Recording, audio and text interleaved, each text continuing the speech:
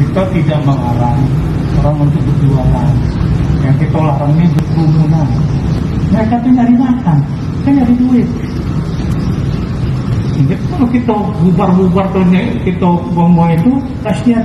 Itu minta kalau untuk pedagang-pedagang kaki lima atau pedagang itu ya, harus humanis, ya, harus dijelaskan. Kalau memang dia tidak menimbulkan kerumunan, ya sudahlah.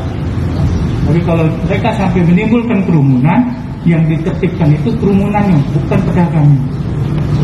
Ya. Habis ini tugaslah di posko masing-masing, ya. Kemudian yang petugas disiplinan itu kayak nyisir. Yang tidak pakai masker, silakan nak suruh push up, apa nak suruh apa. Nah yang di sini kakek begitu masuk, naik motor, naik apa, mobil, dia tidak pakai masker, suruh keluar balik. Dia masuk dalam kawasan ini. Kawasan ini adalah kawasan kita tertibkan, pakai masker.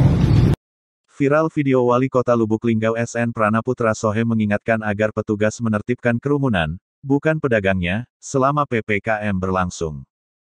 Prana menegaskan bahwa pemerintah tidak melarang pedagang untuk berjualan. Namun, yang dicegah adalah kerumunan yang bisa menyebabkan penyebaran COVID-19 meningkat. Yang ditertibkan itu adalah kerumunannya, bukan pedagang atau dagangannya. Kita tidak melarang orang berjualan, yang kita larang berkerumunan, ujar Prana, dikutip dari laman resmi Pemkot Lubuk Linggau. Prana juga mengingatkan agar para petugas bertindak tegas, tetapi tetap humanistis. Setiap petugas harus memberikan pemahaman hingga masyarakat mengerti dan membantu agar penyebaran corona tidak meluas. Lakukan tindakan tegas, namun tetap humanis. Berikan penjelasan. Kalau memang tidak menimbulkan kerumunan, ya sudah, kata Prana.